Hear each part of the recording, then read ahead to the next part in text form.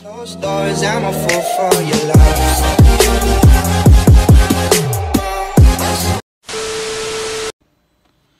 Sahabat aquaculture, kali ini saya akan sampaikan gambaran secara umum tentang tambak kolam bundar atau yang sekarang ramai disebut tambak milenial. Dan disertakan juga nanti akan kami coba sampaikan atau tanggapan dari beberapa pertanyaan yang sahabat-sahabat aquaculture tulis di kolom komentar pada video-video saya sebelumnya. Jadi sebelum kita mulai Q&A atau question and answer-nya, coba saya sampaikan atau saya informasikan secara umum apa tambak milenial ini. Yang pertama, mungkin ada pertanyaan, apa sih sebetulnya tambak milenial ini? Ya, tambak milenial ini merupakan pola budidaya udang faname dengan menggunakan kolam bundar. Itu intinya di situ. Jadi pola budidaya, kalau selama ini budidaya menggunakan tambak konvensional dengan luasan lahan yang 1 hektar, ada yang 5.000 meter persegi, tapi ini satu pola terobosan di 2 tahun belakangan ini dengan menggunakan bahan HDPE, plastik HDPE, kemudian disangga, bisa juga dengan rangka besi atau wire mesh, ada juga dengan bongkotan ini dari kayu dari bambu bisa juga, penting ada penahan, sehingga terbentuklah suatu kolam di mana ada juga yang berdiameter 13, bisa 16 meter, bisa 31 meter, tergantung dari kemampuan dari petani itu sendiri. Jadi intinya kolam bundar merupakan suatu bentuk kolam, jadi merupakan pola budidaya udang faname dalam bentuk kolam, berupa kolam bundar. Kemudian berapa lama sih budidaya faname atau udang faname dengan pola kolam bundar ini?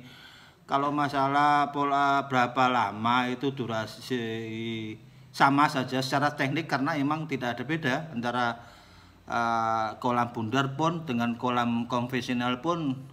Itu kalau yang ideal 120 hari atau 4 bulan itu sudah, kalau semuanya normal, bisa sudah mencapai size udang kita dari antara 40 sampai 50 ekor per kilogram. Itu. Selanjutnya, kenapa sih mesti kolam bundar? Toh sudah ada, selama ini sudah ada menggunakan konvensional dan kolam tanah. Ada juga kolam tanah yang dilapisi HDPE juga ada. Itu sudah pola lama ya. Sekarang ini kenapa lagi rame-rame dibicarakan untuk menggunakan kolam bundar ini? Ada beberapa kelebihan dari kita menggunakan kolam bundar ini kalau kita bandingkan dengan kolam konvensional, dengan tambak konvensional. Pertama, satu misal kalau kita budidaya 1 hektar, adalah 1 hektar. Kalau kita menggunakan sistem lama, total semua kita harus mengendalikan baik air maupun segalanya itu dalam luasan 1 hektar. Nah, di sini ketika ada permasalahan, otomatis kita fokus kepada lahan yang 1 hektar tersebut. Beda kalau kita menggunakan sistem kolam bundar, di mana dalam lahan 1 hektar, kalau kita buat per kolamnya itu diameter 31 meter, bisa yang kalau kita hitung luasnya 700 atau 1000 lah. 1000 berarti kan 1/10 hektar. 1/10 hektar dari luas tanah yang kita miliki. Dari 1 hektar kita bisa membuat 8 kolam bundar. Ini keunggulannya, pertama dalam hal kita maintenance untuk air sebelum kita tebar, itu perlu juga sterilisasi air dan segala sesuatu, itu dibutuhkan dana yang cukup tidak kecil juga, sehingga kita lebih efektif. Kemudian yang kedua, ketika ada permasalahan, tadi kita kita punya lahan 1 hektar, kita jadikan 8 kolam. Timbul permasalahan, minimal ada 2 maksimal gitu.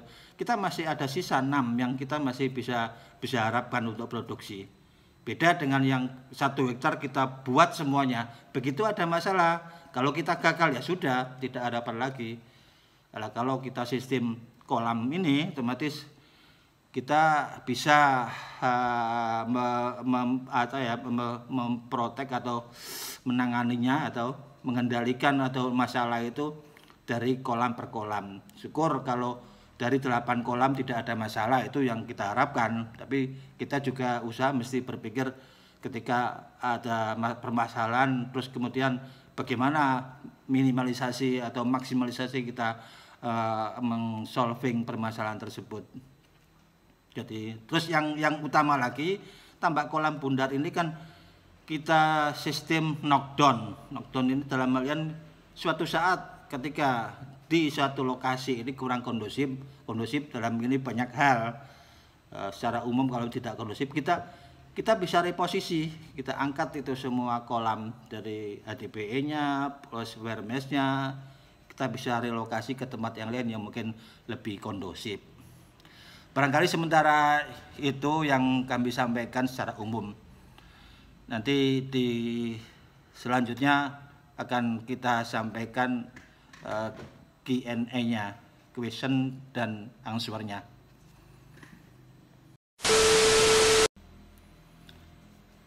Nah, sekarang saya akan coba jawab beberapa pertanyaan dari sahabat-sahabat aquaculture yang ditulis pada kolom komen pada video-video saya sebelumnya. Pertanyaan pertama ini dari Pak Agung Sewa, kemudian Pak Sunarto Lasa, kemudian Pak Habib Edan. Pertanyaannya, di mana lokasi tambak milenial ini dan apakah boleh berkunjung?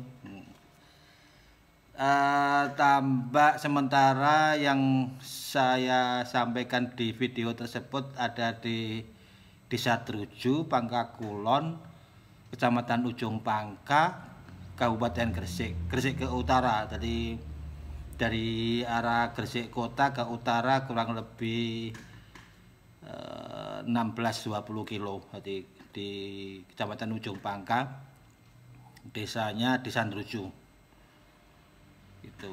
Itu tambak yang beberapa minggu kemarin dikunjungi Pak Menteri Edi Prabowo. Kemudian pertanyaan kedua dari Pak Wahyu Siregar, kolam tebar benurnya berapa banyak?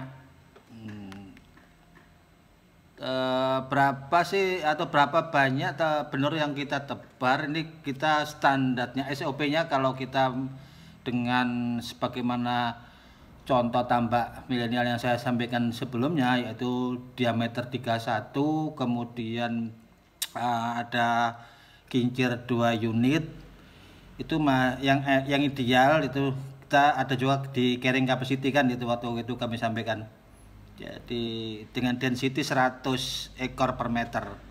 Jadi kalau luasan 100 sampai 120 lah, bisa masih 120 ekor per meter. Jadi kalau kolam bundar dengan diameter 31 meter, di mana luasnya sebesar 750 meter kubik, maka kita kalau menggunakan densitas 100 ekor per meter, pada untuk satu kolam tersebut kita tebar benur sejumlah 75.000 ekor. Jadi 75.000 ekor, 100 kali 750 benur. Jadi itu. Kemudian kalau yang 13 diameter 13, 16, kemudian dia 16, tinggal menyesuaikan aja nanti. Yang kita menentukan berapa benur yang kita tebar itu dari itu, kita menentukan setelah tahu carrying capacity dari suatu lahan, kemudian mau kita berapa ini density yang kita tebar.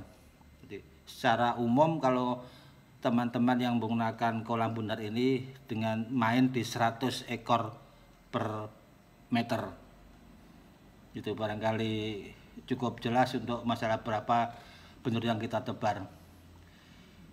Selanjutnya pertanyaan dari Pak Iwan Malik.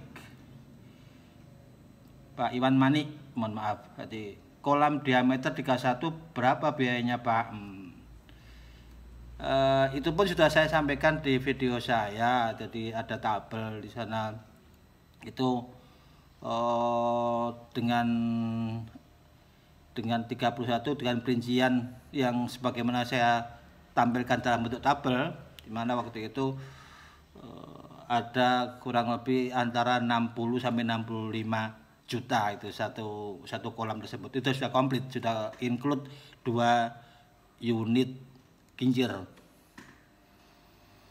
Pertanyaan selanjutnya dari Pak Lukman Ali Sabana. Kemampuan material tambak milian ini tahan berapa lama? Nah, ini cukup menarik, pertanyaan cukup menarik ini. Dari pengalaman yang ada di tambak Druju tersebut yang sebagaimana dikunjungi Pak Menteri, itu 2 kali siklus masih bertahan dan insya Allah bahkan sudah 5 kali siklus. 5 kali siklus, kalau satu siklus 3 bulan per persiapannya berarti minimal itu 1 tahun bisa 2 siklus gitu. Jadi ternyata masih bertahan selama 2 tahun masih bertahan dan insya Allah sepertinya masih bisa itu 2 tahun. Tinggal ada pembenahan. Biasanya pembenahan ini kadang-kadang ketika kan panen, pada panen itu kita kurang care ya, karena rata-rata pekerja kan kurang care sehingga melompat ada kerusakan-kerusakan kecil yang perlu kita benahi. Untuk ADPI sendiri masih tahan 2 tahun. Nah, kalau ini kita hitung dengan ini kaitannya berapa lama tadi, masa berarti dalam 1 tahun biaya investasi kolam sebesar 60 juta itu sudah tertutup. Kalau hitung-hitungan saya kemarin satu siklus kan kita bisa dapatkan antara 30 sampai 35 juta. Maka 2 kali siklus 60 juta, otomatis investasi untuk kolam yang sebesar 60 juta ini insya Allah dua siklus atau 1 tahun sudah kembali itu biaya investasi kita. Itu barangkali yang ditanyakan Pak Lukman terkait dengan berapa lama kemampuan atau daya tahan kolam bundar ini. Selanjutnya pakai Wermes ukuran berapa Pak? Dari Pak Muhammad Alma. Jadi kebetulan yang kita gunakan dan sampai sekarang kita bisa kunjungi, barangkali kalau memang ada yang ingin berkunjung ke tambak Druju tersebut, itu menggunakan Wermes dengan ukuran 5,4 meter. Itu pakai ketinggian 1,5 sampai 1,7 itu. Jadi yang kami tampilkan pada video sebelumnya itu kolam bundar diameter 31 yang kita ambil, meskipun ada yang diameter 16, tapi ketinggiannya antara 1,5 1,7 dengan perhitungan seperti yang pada tabel itu, ketinggian kolam 1,5 sampai 1,7. Kemudian dari Pak Nabila, Pak Zeta, peran ke-6 dari Nabila Zeta Widayana. Untuk pesan kolam bundar 10 meter persegi ada di mana? Untuk ini mungkin bisa kontak person Pak. Nanti kalau untuk ini kan masalahnya bukan teknis, tinggal di mana. Lah mungkin kalau Bapak kesulitan, meskipun di Googling juga bisa, tapi kalau memang Bapak betul-betul kesulitan untuk cari di mana, mungkin bisa kontak person saya gitu. Karena ini terkait dengan hanya bukan teknis kan, di mana tokonya gitu aja atau siapa yang dihubungi. Nanti bisa kalau menghubungi saya untuk ada alternatif di Surabaya, kalau kasih di Jepara juga ada itu rekanan saya yang menyediakan HDPE. Nanti mungkin saya bisa bantu menyampaikan, tinggal silakan nego-nego sendiri tentang harganya. Bahkan ada yang bisa itu langsung pakai gitu. Jadi dikirim ke lokasi langsung pakai. Kita tinggal mempersiapkan lahan dasarnya aja, maksudnya kan perlu landasan gitu. Ada yang dari rekan-rekan yang bergerak di usaha DPE ini bisa langsung mengerjakan di tempat. Pertanyaan terakhir Pak Habib Edan, HDPE yang beli di mana, sudah sama dengan item dengan pertanyaan Pak Zeta tadi ya, Pak Rabila Zeta. Kemudian, nah sudah cukup. Nah, di antara pertanyaan-pertanyaan yang ada di kolom komentar tadi, sebagian sudah barangkali saya cukup bisa membantu untuk menjelaskan. Namun yang jelas nanti di video-video berikut juga akan saya sampaikan. Ini kan masih teknik dasar, ini masih belum masuk dalam budidayanya sendiri, di mana banyak disiplin ilmu yang harus kita terapkan di budidaya ini, termasuk nanti cara tebar pakan, penentuan pakan di awal itu bagaimana, kemudian ketika pakai crumble itu di saat usia benar berapa, kemudian ganti ke pelet itu yang nanti akan kami sampaikan pada video-video berikutnya. Terima kasih. Dan kami tetap menyampaikan salam sukses.